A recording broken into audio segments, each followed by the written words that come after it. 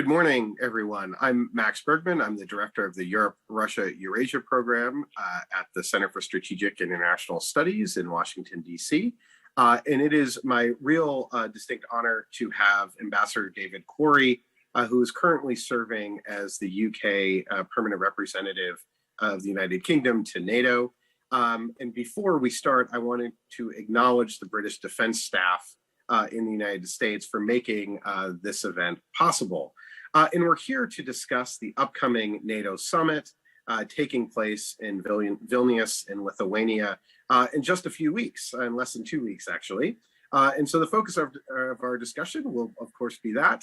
Will be NATO's support to Ukraine, potential membership for Sweden, and impacts of Finland having joined the alliance. We'll talk about the Defense Investment Pledge, the need for Europe to develop its defense industrial capacity, NATO's new force model, as well as other issues. And so we're so excited to have Ambassador Quarrey here with us. Let me briefly introduce him.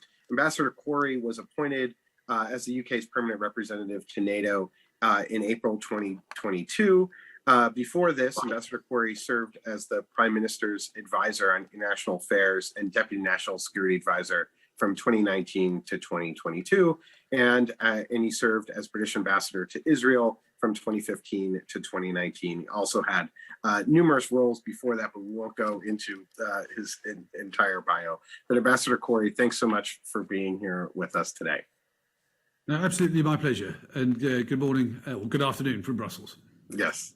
Now let me start by asking you. The summit last year in Madrid was obviously came in the months following Russia's invasion. It was also the moment to release the new strategic concept for NATO. What do you see sort of the main goal of this summit? Is this summit really to sort of fill in some of the details of what happened last year at Madrid? We're obviously going to be talking about Ukraine, but what do you think the major theme is right now of the Vilnius Summit that is soon upon us? Well, thanks, Max. People have talked about Vilnius as an implementation summit, and in some respects it is that, but it is implementation at a strategic level.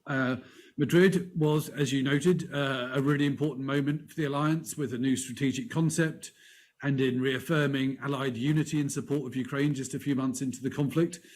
But the Vilnius Summit in a couple of weeks' time is on track to take some really big and important decisions about the future of the alliance. In some respects, implementing Madrid, but also taking the alliance a whole big step forward in terms of its transformation as it adapts to a world which is increasingly contested and unfortunately sees a lot more conflict around. So we've got 5 broad priorities as the UK for Vilnius. First of all, reinforcing deterrence and defence. We've done well as an alliance over the last year in those terms, but we need to keep that moving forward. Secondly, we need to continue the transformation of the alliance, including through investment in industry, some of the points you mentioned earlier. Thirdly, we want to see Sweden join the alliance and to complete the process that has started with Finland joining.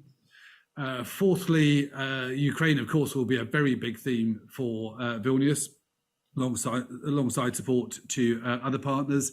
And finally, we want to see NATO continuing to advance its work on China and other global challenges. So that's a big agenda, and I'm sure we can dig into many of those areas as we talk today. But it's a big, strategically significant agenda, in my view.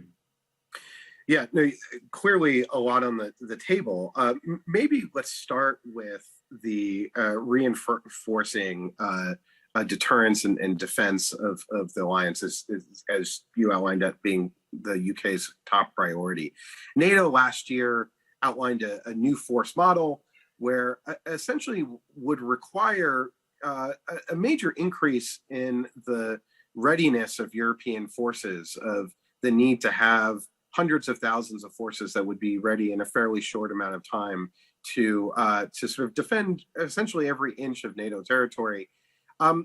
What do you think the progress has been thus far in the last year in trying to meet some of those goals that have been set out at Madrid? I think we've made a lot of progress, and we are on track, I think, at Vilnius to agree a number of measures, one of which will be the new regional military plans, which represent a big step forward in terms of readiness and preparing the alliance to deter and, if necessary, defend in this increasingly difficult security situation in the Euro-Atlantic region. The second is the new force model that you mentioned, which aims to give SACEUR a much clearer picture of which forces are available, where, at what levels of readiness, and with what capabilities, in order to deliver those regional plans.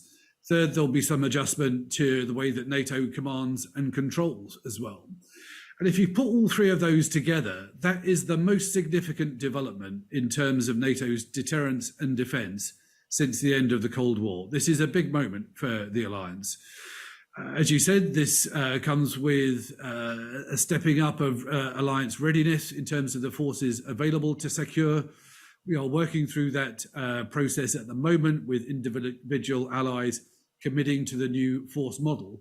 I'm very confident that we will come out of Madrid, first of all, with the plans agreed as the basis on which we will deter and defend, and secondly, with a much clearer, stronger, sort of bigger picture of force available to deliver those plans. So maybe we could unpack the regional plans in a little bit, and maybe you could talk a little bit about the significance of the shift.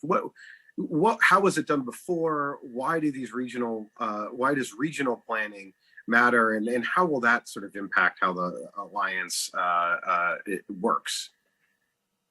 So I think that the big picture on this is that for many years, the alliance was quite heavily focused on essentially expeditionary out of area deployments. So particularly in Afghanistan, of course, but also elsewhere. Because of the deteriorating security situation in the Euro-Atlantic, which in some ways started in 2008, accelerated in 2014 with Russia's invasion of Crimea and other parts of Ukraine, but then really deteriorated very rapidly last February with Putin's brutal and illegal full invasion of Ukraine. That's what the planning process is really designed to address that more complex and more challenging situation. It's a comprehensive set of plans. They are multi-domain, as we would say, so not just land, sea and air, the traditional domains, but also cyber and space, the newer domains. And it applies to the new deterrence theory and the NATO sort of warfighting capstone concept, as it's called. It applies all of that so that we are confident that we have modern concepts of deterrence and defence in place, which are linked to specific geographies. But also, importantly, they are then very closely aligned now with individual allies' national defence plans. So it's really a much more comprehensive set of plans, and the plans which are updated to reflect the reality of the modern security situation. So as I understand, the regional plans will really help shape and direct it to some degree national procurement. So countries, NATO members will know what they need to do to meet the planning targets. I guess the question then is, when we look at the war in Ukraine and we look at the amount of equipment that many European countries, the UK, the US as well, but many former Warsaw Pact NATO members have provided substantial amount of their old Soviet fleets to Ukraine. Is there a concern in the alliance that we're sort of setting these ambitious targets, yet in the act of supporting Ukraine, we've actually sort of maybe weakened our forces to some degree by giving away lots of equipment, totally necessary, but that we're now setting these ambitious goals where we need to really spend to try to get back to where many of these militaries were? Do you think that's a concern right now, that these forces are somewhat too depleted to actually meet the kind of plans that have been outlined? Well, I think there are a number of points there. First of all, it is absolutely the right thing that we are doing in terms of providing such extraordinary levels of support to Ukraine. They are fighting for their sovereignty and territorial integrity. They are fighting for European values. So, I'm very proud that the UK was the first ally to provide lethal equipment to Ukraine after the invasion last year. But across the alliance, there's really been an extraordinary effort to give Ukraine the tools it needs to do the job. Now, that has come at a cost in terms of alliance stockpiles, in terms of a lot of the equipment that we have provided. And I think if we're honest, we are all learning hard lessons about the need to increase defence investment, but also to boost defence industrial capacity across the alliance. Because we can see as we look forward that the security situation in the Euro-Atlantic region is unfortunately unlikely to improve significantly in coming years. We need to be ready for a more contested and complex world. We need to have the means to deter and, if necessary, defend. So in the end, that means we do have to increase our defence investment, but also to make sure that we've got the defence industrial capacity so that we can replenish our stocks, that we can continue supplying the kit to Ukraine that I'm sure it will need for years, but also that if there is any future crisis, that we can replenish quickly as we go into such a crisis. So it's a big agenda that's coming out of all this. Yeah, and maybe just to drill down a little bit on the defense industrial question, is that a major topic that NATO is going to try to tackle at this summit? On the one hand, NATO strikes me as the perfect format to sort of try to facilitate some defense industrial cooperation and initiatives.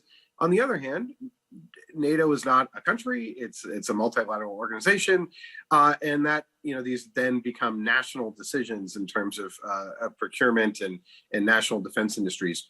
What role do you see NATO really playing here as we try to revive the defense industrial capacity of the alliance, particularly of our European partners?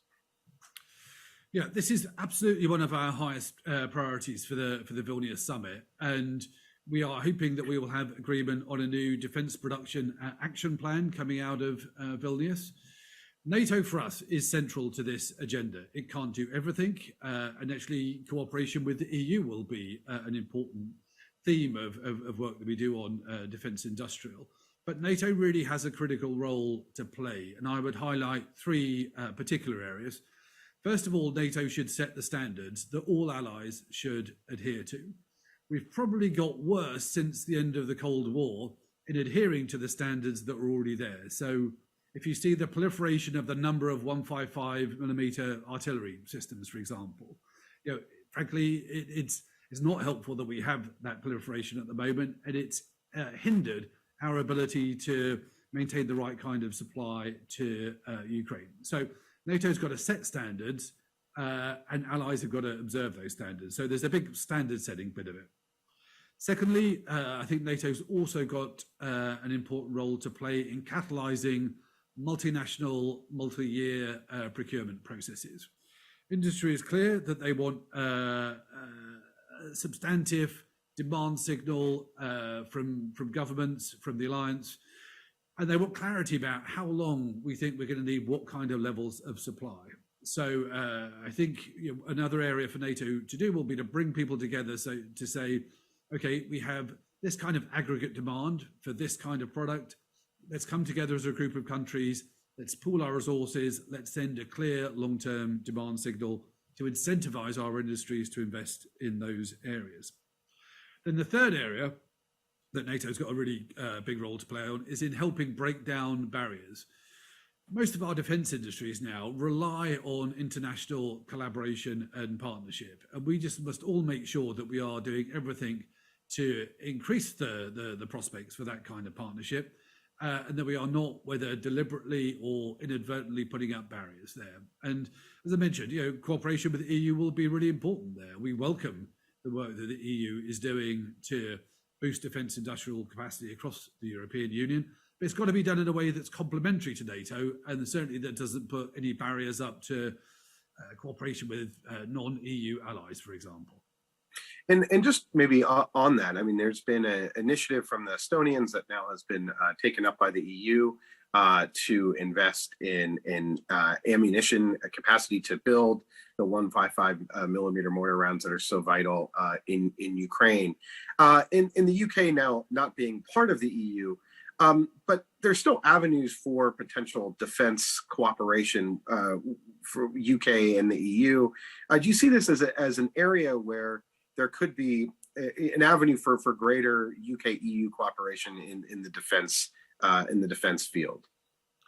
Yeah, we are more than ready to work with the European Union on issues in this field. And I think actually one of the success stories out of the terrible tragedy of the last 16 months is the cooperation that we've seen both between the UK and the EU, for example, on sanctions policy and implementation, but also between NATO and the EU. And we are advocates of cooperation between the two organisations.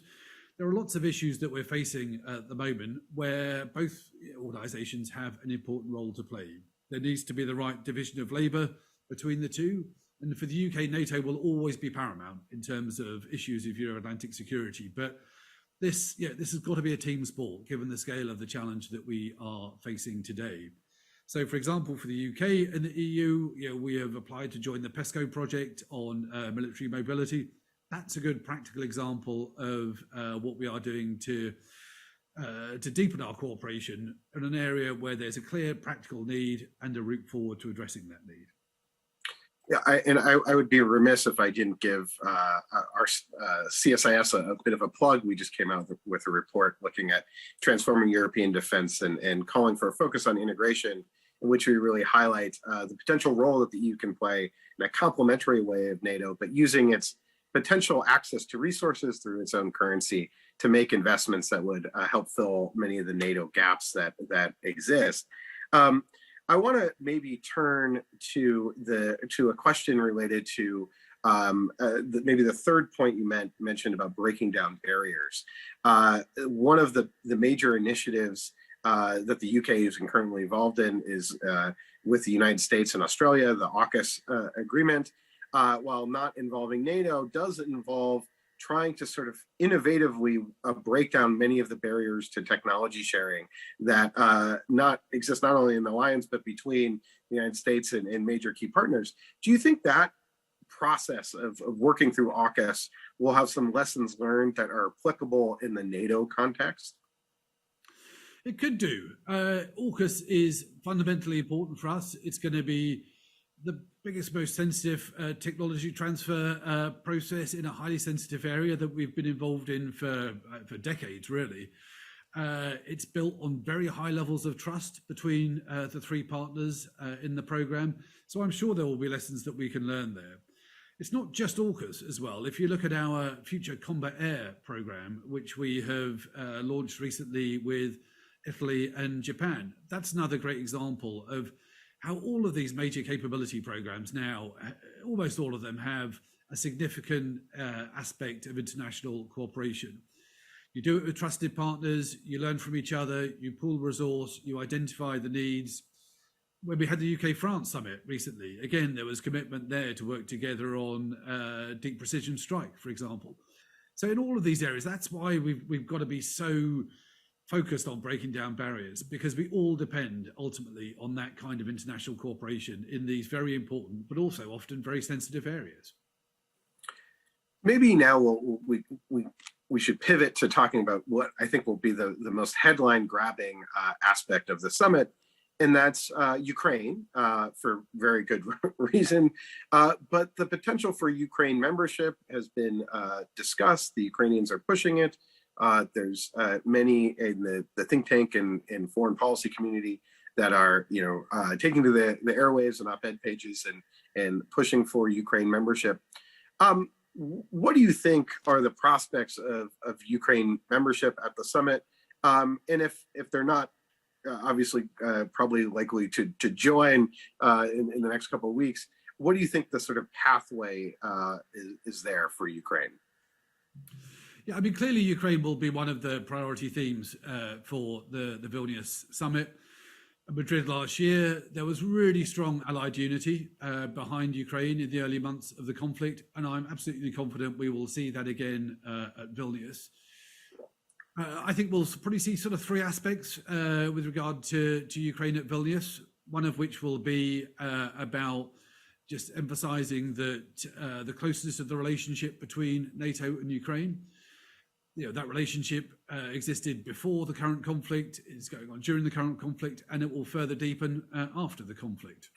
in our view, as my Prime Minister has said, Ukraine's rightful place is in NATO. So we will want to emphasize that. And of course, we totally understand Ukrainian aspirations to move forward on that. We need to be realistic about what can be achieved in the middle of the conflict. But I think we'll want to send a strong positive signal. So I think that's the first dimension. The second dimension will be about deepening NATO's practical support to Ukraine. And that will be primarily through expansion of what's called the Comprehensive Assistance Package. I think it's up to about $500 million this year. It's focused on non-lethal support in all kinds of practical areas. And it has a really important strand about building Ukrainian long-term capability and interoperability with NATO. But there'll be a strong sort of practical dimension. And then the third element will be about sort of beefing up the political relationship now between NATO and Ukraine. We'll have the launch, we hope, of the first NATO-Ukraine Council meeting at Vilnius.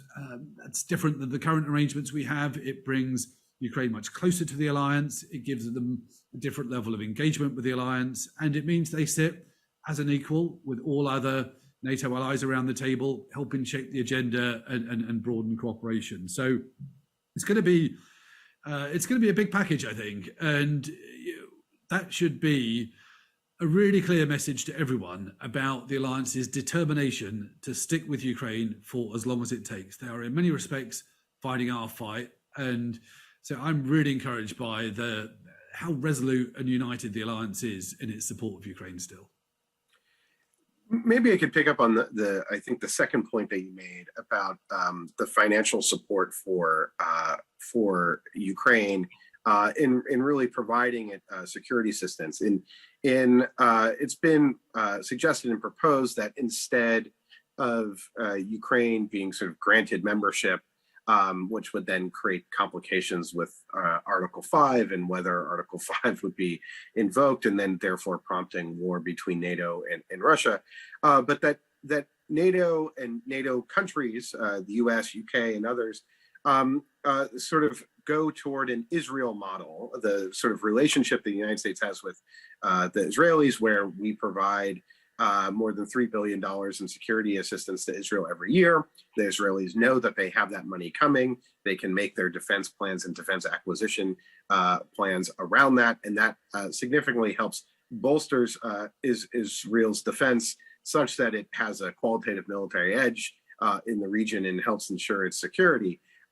And there's been discussion of something like this happening with Ukraine. It may not exactly be a NATO effort, but what can you tell us about the UK potentially being part of a longer term security assistance support package for Ukraine? Yeah, so my Prime Minister, Rishi Sunak, spoke about this several months ago, in fact, at the Munich Security Conference. And he said there that in our UK view, Ukraine's rightful place is in NATO. But we will wait for that day to come after the conflict to continue providing more security support to Ukraine.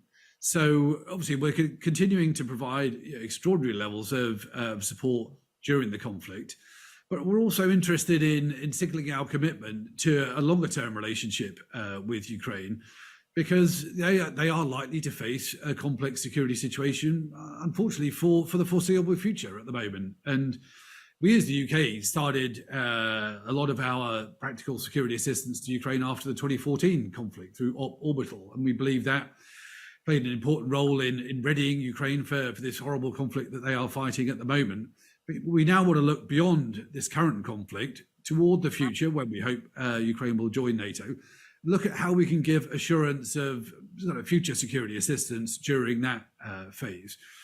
Conversations are going on at the moment with the Ukrainians between different capitals. I can't get ahead of that at this stage.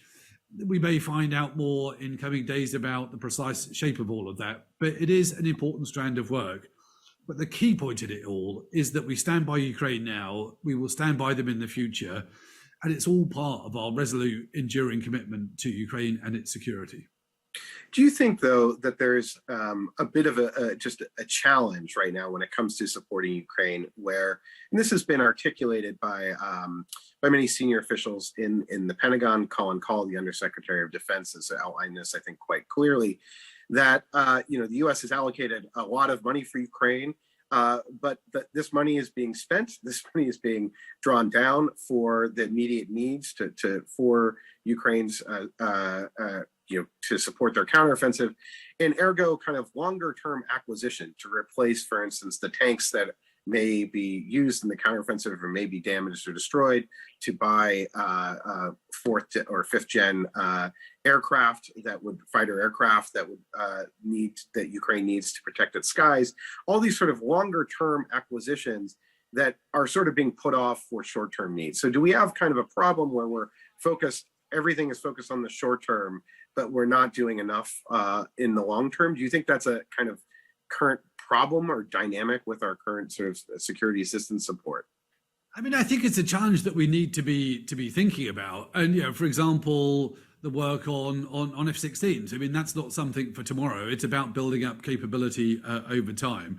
But a couple of points on this, really. I mean, it's obviously right that we try to give Ukraine everything it needs for the fight today. What we don't want to fall into is a trap of saying, okay, we're going to help you be really strong in 5 years' time, but that we're not giving you what you need for the counteroffensive that's underway right now. They are fighting with unbelievable bravery and courage and determination. So our focus has rightly got to be on giving them what they need today. But as I mentioned, an important strand of the NATO work, of the comprehensive assistance package, is about thinking through what Ukraine will need over time, how it continues the move away from kind of Warsaw Pact equipment to NATO sort of interoperability, how we join up NATO and Ukraine in terms of thinking about future security challenges, how we might exercise together at some point in the future. So it is important that we do that longer term thinking and that we have a longer term perspective in all of this. But it shouldn't detract from the absolute imperative of giving the Ukrainians what they need to fight the fight they're in right now. Maybe I could ask you about Russia a bit. So, the alliance last year in Madrid really refocused the attention on the major security threat to Europe, which was clearly the Russian Federation, given that it had just invaded a sovereign country without cause.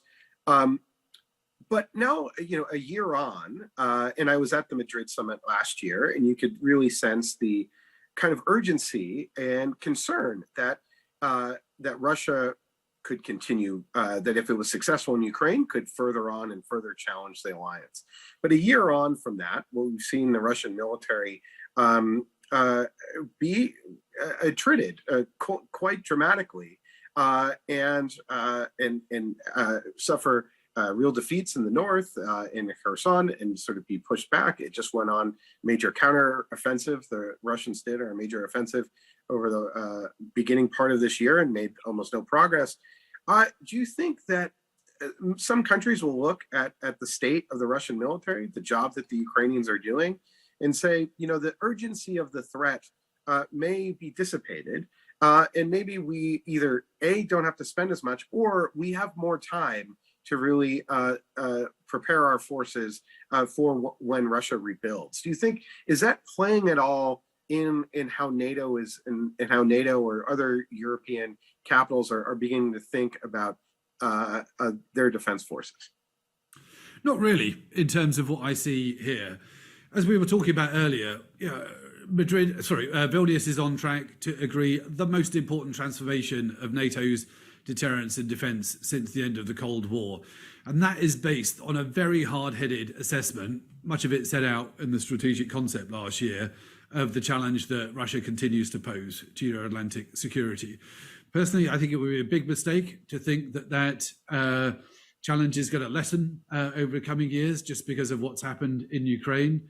I would love to think there might be some change in Russia which would lead to an easing of the geopolitical situation, but it would certainly be unwise to plan on that basis at the moment.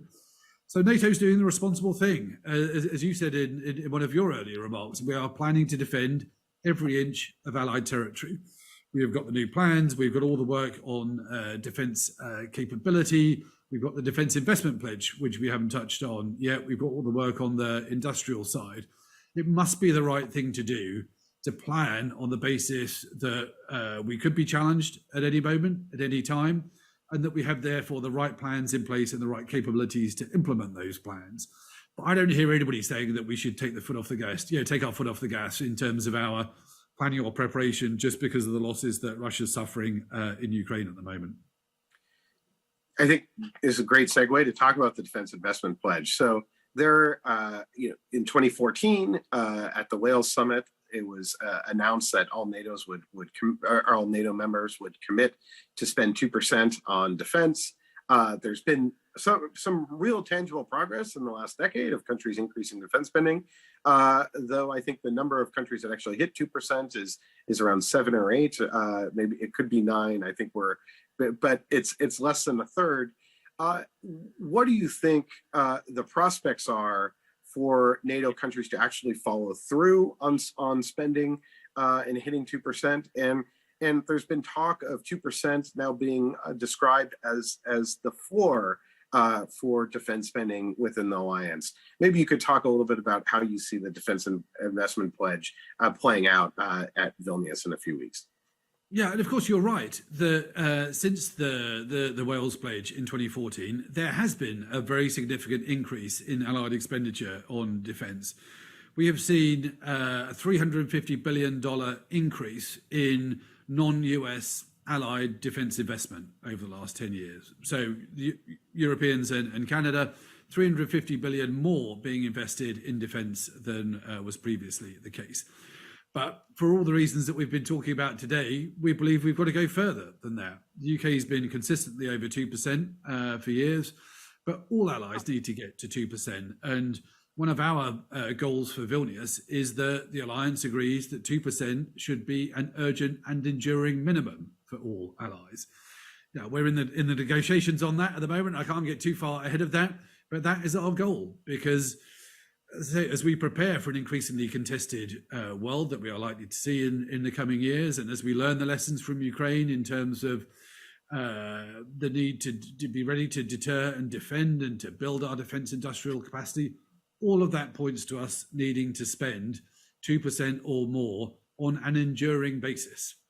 So that's our goal for Vilnius. Got a bit of work to do, but I'm confident we will get there. Are you concerned that the economic situation of increased inflation, of countries having come out of a pandemic, having spent a lot and increased their debt to GDP ratios? There's right now talk at the EU level, for instance, of bringing back the Stability and Growth Pact, which wouldn't affect the UK, but would affect many NATO members that then may now have to focus on deficit reduction. And is there concern at NATO that maybe NATO and the EU aren't really in sync here, and that the economists in the defense side of the house aren't really talking, where there may be a return to try to reduce the amount of deficits that countries have at the same time there's a real need to ramp up defense spending? I mean, all governments face tough decisions at the moment. There are fiscal pressures everywhere. It's a tough choice between defence, education, health, and all democratic governments have to face those difficult choices. But the trend I see is toward increased defence investment pretty much across the board. And you're right that we are still below a third of allies at the moment who are spending 2% on defence. I think by the time we get to the Washington Summit next year, 75th anniversary of the alliance, we will be at more than double that number. We will be somewhere much closer to 20 allies. There are quite a few allies who have taken the difficult decision in recent years to make plans to get to 2% in the coming years. We'd like to see all of that accelerated, of course. But at the moment, the trend I see is toward governments recognising the reality of the security environment and, alongside all these other pressures, taking the decisions to increase defence investment, which we very strongly welcome. Nationally, we have said that, of course, we'll continue at a minimum of 2%, but that we aspire to get to 2.5% in the coming years. Maybe I could turn and switch topics to focus on Sweden. And I should also say that for those that are participating now, you can in the chat, you can write or type your question, and we'll try to get to some of those toward the end of the conversation. But maybe to turn to Sweden, Finland has joined the alliance. The alliance is now at 31, but Sweden is still on the sidelines, sort of waiting for both Turkey and Hungary to approve their membership. There was a small but vile protest that happened in Sweden the other day, where pages of a Quran were torn and burned, and that has prompted Turkey and Erdogan to say that Sweden isn't ready. However, Sweden is also a country that enables freedom of expression, and so how do you see this playing out? I mean, it seems that just from an outsider's perspective, that the alliance has been very understanding of Turkish concerns, has tried to ameliorate them, as have Sweden. But is it time to maybe get a little bit more blunt with the Turks? Because blocking a country like Sweden, which is a very important Baltic state that really meets all the NATO requirements, strikes me as something that is really divisive right now in terms of the alliance. Well, our UK view on this is very clear.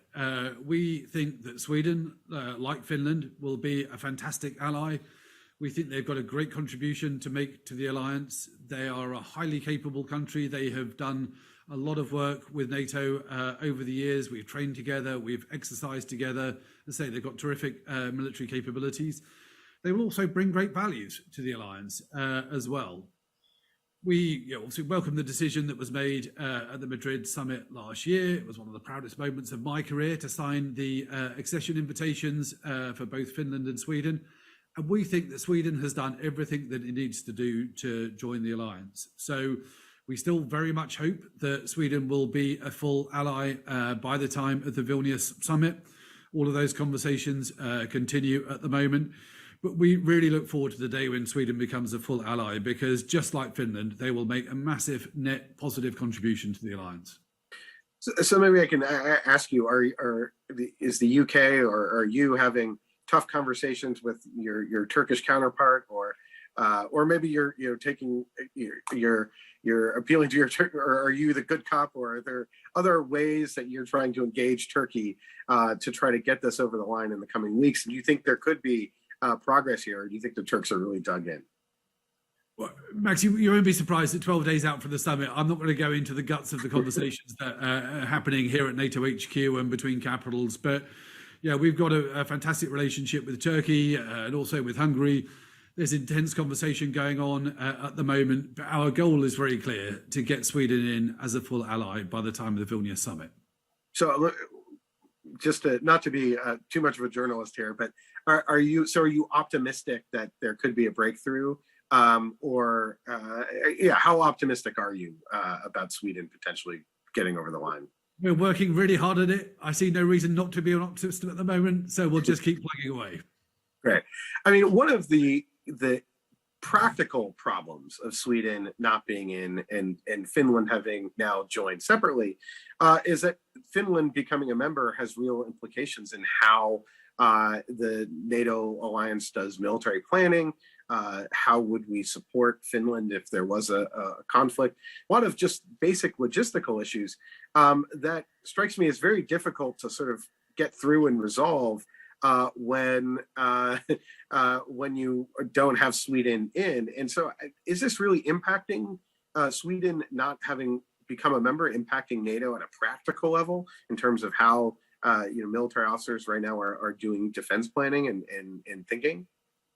Well, these are really good reasons why we just need to move ahead with this as quickly as possible. As I said, in the UK view, Sweden will be a really important contribution. They will make a really important contribution to the alliance. We think they've done everything that they need to do. So in our view, it's really time to get on and make the decision and get them in. Maybe we can turn now to the Indo-Pacific. There was a lot of conversation about NATO opening an office in Tokyo. That appears, well, you can tell us if that's on hold. There was some concerns from the French, but Ben Wallace, the UK Defense Secretary, noted that he agreed with some of the French concerns about what a NATO office would be doing in Japan, and what sort of messages or signal that sends. What do you think NATO's role is in the Indo-Pacific, and what can you tell us about the discussions about NATO opening an office in Japan? So we really look forward to the leaders of Australia, Japan, Republic of Korea, and New Zealand attending the Vilnius Summit, as they did the Madrid Summit. And I think there's a really positive trend in terms of the deepening partnership with those countries and with others in the Indo-Pacific region. Yeah, we're looking at an increasingly complex global security situation. NATO is and will remain a Euro-Atlantic alliance. We are not seeking to take NATO to the Indo-Pacific. But as set out in the strategic concept from Madrid last year, NATO's got to be alive to the growing challenges that will come from other regions to our Euro-Atlantic region. And we have a strong shared interest with democratic partners like those 4 countries that I mentioned, in terms of looking at the shared challenges that we face, looking at how we work together to deepen our cooperation, how we actually cooperate to reinforce and bolster the open international order that we all support. We've got new partnership agreements that are working through with some of those countries, and we have a really high level of ambition for those partnerships. There's been a lot of attention focused on the possible NATO liaison office in Tokyo. That could happen, but the most important thing is the quality of the partnership that we develop. Whether there is an officer in Tokyo taking that forward or not, in the end, is not the most important thing. The most important thing is the substance of the partnerships.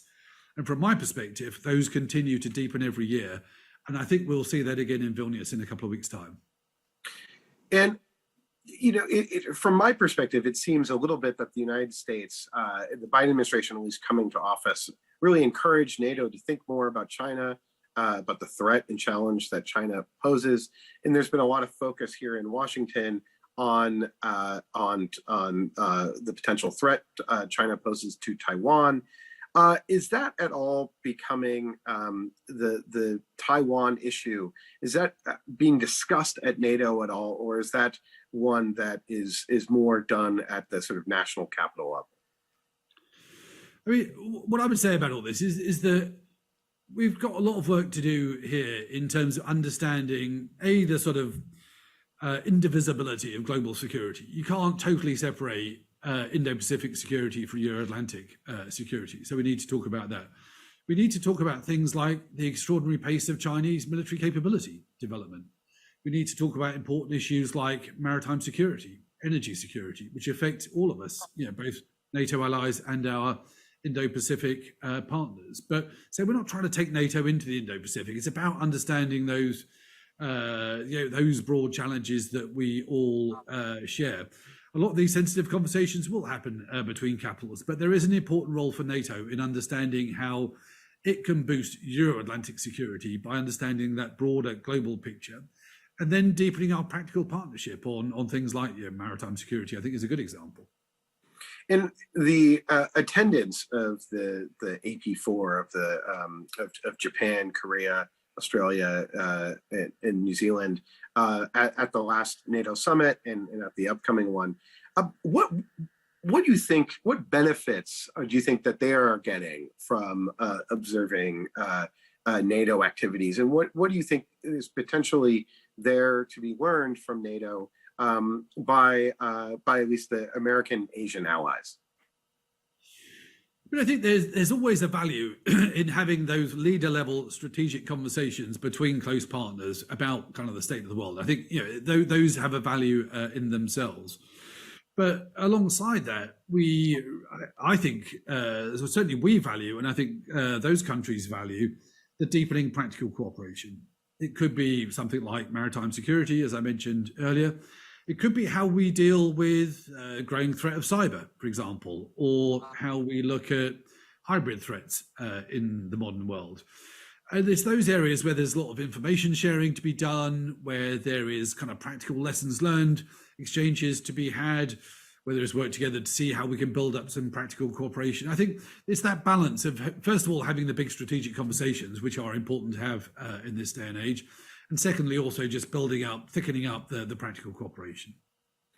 Okay, maybe I'll hit one more topic, then we'll go to the questions, some of the questions that are percolating in the chat. I want to ask about out of area operations and the potential for NATO to still do missions outside of the European theater. In some ways that NATO, I think, has really pivoted back to its core focus on Russia. It makes a ton of sense. However, I think one of the developments of the United States pivoting really away from the Middle East and North Africa is that the U.S. has sort of pivoted away from Europe's periphery that create a number of security, or at least potential security challenges to Europe. Do you think that there's a danger that NATO is sort of taking its eye a little bit too far off the ball of the potential need to continue to do out of area operations and focusing a bit too much on the conventional challenge posed by Russia, or is NATO somehow figuring out a way to strike a healthy balance here? Well, we have got to strike the right balance in all of this. And it is definitely not the case that NATO has stopped doing out of area stuff. We've got a very successful NATO mission in Iraq, which is doing great work there in support of the government of Iraq. And we hope actually to expand the mandate of the NATO mission in Iraq somewhat. KFOR is playing a really critical role in Kosovo at a delicate time at the moment.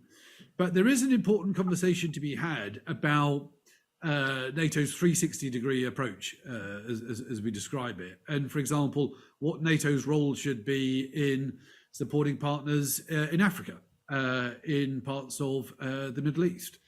And we had a really good discussion recently with some partners from the region about threats coming out of the Sahel, the impact of climate change on security in the Sahel, what that means for example, for migration, potential impacts on extremism. So I think that one of the conversations at Vilnius, but possibly also looking ahead to next year's summit, was about how do we turn that into practical cooperation with partners. One sort of interesting sidebar of the events in Russia last weekend was to put back into the spotlight the terrible role that the Wagner Group has played in Africa. They're trying to hollow out democratically accountable security forces, trying to bring an authoritarian model of security to some countries there. Well, should NATO have a role in actually helping build up democratically accountable, capable security forces in some partners in the South? I mean, I think that's a good debate to have. One maybe final question that, when we look at European military capabilities sort of collectively, and particularly of EU NATO members, that there's many critical capabilities that European countries simply don't have and don't have collectively, or don't have enough of, such as critical air enabling capabilities, the ISR, the air transport, air refueling. And these building and buying and procuring these assets are sort of oftentimes beyond the capacity of any single country. Do you think more it needs to be done to really enable European forces to fight together and operate together effectively without perhaps the United States being there? Well, we're an alliance, and I hope we are an indivisible alliance. I'm sure we will be, and that we will always be bound together by shared interests, but primarily by shared values. But I think there is an important point about burden sharing and about capability development.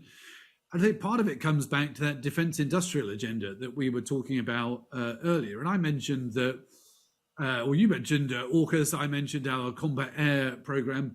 Many of the capability developments that we are working through now will necessarily be multinational efforts, and that should be a positive thing for us.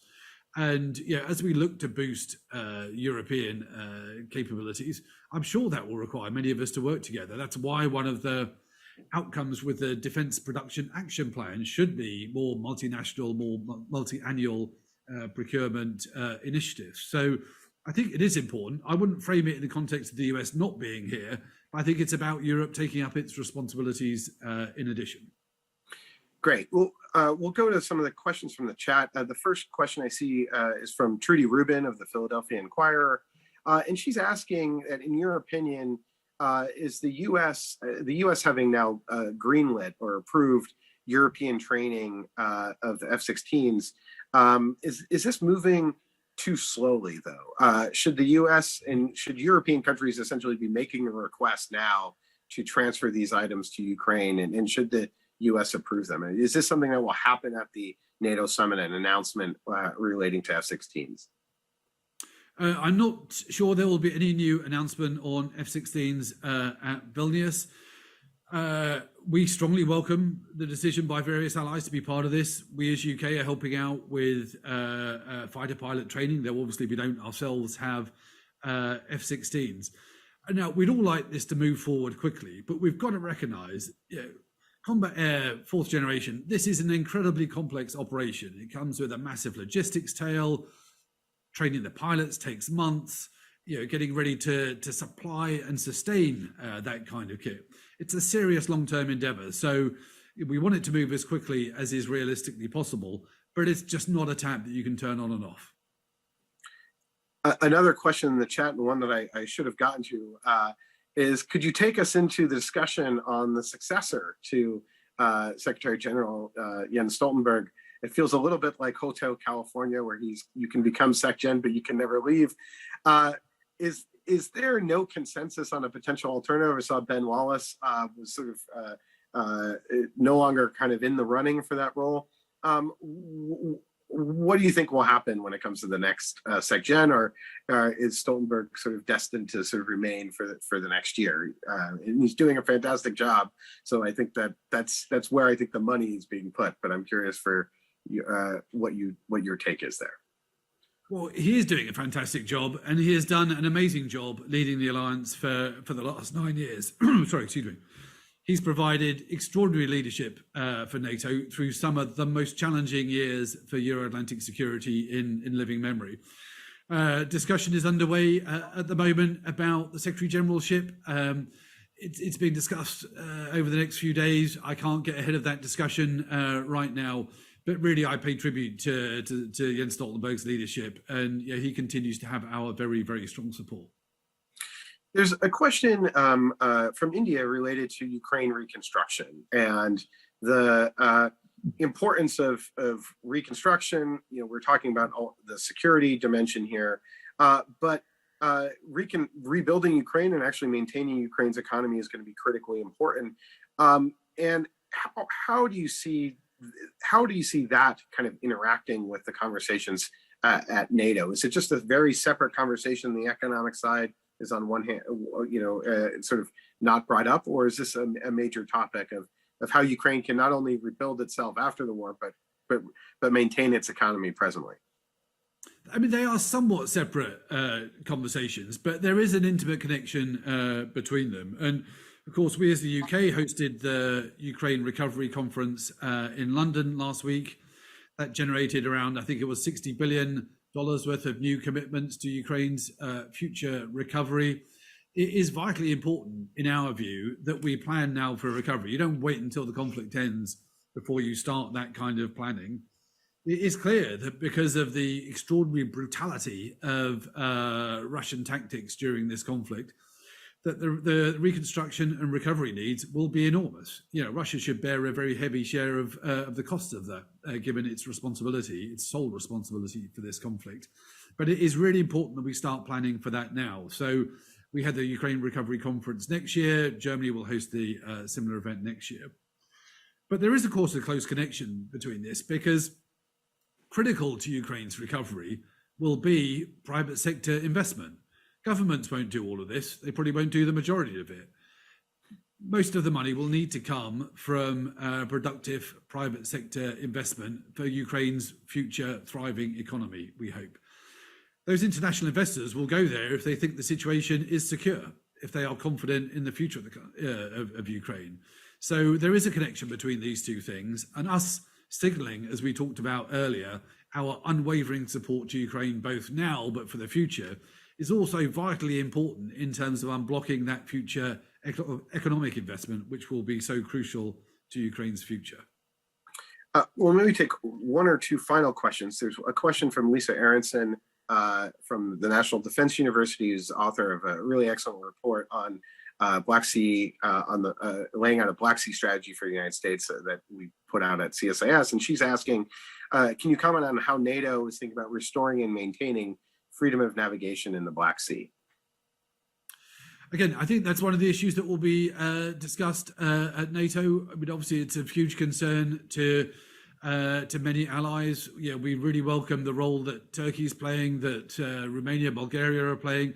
It's a delicate situation at the moment. We'll keep it under review. I don't think there are going to be any big new announcements coming out of Vilnius on the Black Sea, but we're looking at it through all kinds of dimensions, both the immediate security of those allies who are littoral states. We are looking at resilience across the Black Sea, and we're planning for the day when things will get back, hopefully, to a more stable situation there. But I don't think there's anything immediate and tangible that's going to be coming out of Vilnius. And one final question from Jared Vance asks that given the permanent presence of numerous NATO members in the Indo-Pacific, like the US, France, UK, what is sort of NATO's response if one of them happens to be attacked accidentally or intentionally? So if there's a military contingency in the Indo-Pacific, what would NATO's role there be if that hopefully doesn't occur, but if something like that happens? What's it? NATO is going to remain a Euro-Atlantic alliance. We have assets in the region, as do other allies, including at significant scale, obviously. But it might not be that NATO is directly involved in that. If a British vessel were attacked there, it wouldn't necessarily be a NATO thing. It's happening out of NATO's area of operations. But the kind of partnerships that we have, both bilaterally and through NATO, would, I'm sure, be an important part of the response. But I don't think we'd necessarily be looking to NATO as a kind of first responder in that kind of situation when it's out of NATO's area of operations. Well, Ambassador Quarrey, I want to thank you so much for being with us today. I know that you are incredibly busy in the days and weeks leading up to the NATO summit. Wish you best of luck in convincing the Turks to let Sweden become the 32nd member of NATO. And I think, as you outlined, we have a really jam-packed agenda for the alliance, and there's a lot of work to do. So thank you for giving us an hour of your time, and hope you're able to get some sleep in the days ahead. Thank you. Great. No, my pleasure. Thanks for having me. Really enjoyed it. Thank you. Great. Thanks so much. And thank you all for joining us as well.